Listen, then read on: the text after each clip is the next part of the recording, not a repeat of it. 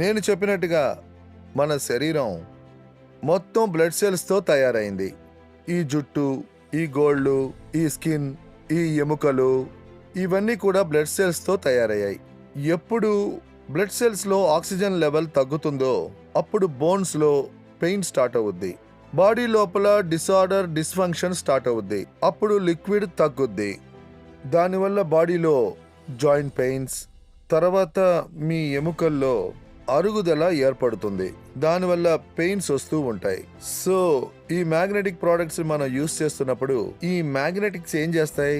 Improves your blood circulation, అలాగే oxygen level ని పెంచుతాయి. ఆక్సిజన్ ప్రాపర్ గా దొరికితే మన ఎముకలు సూపర్ గా ఉంటాయి. వాటికి హెల్ప్ దొరుకుద్ది.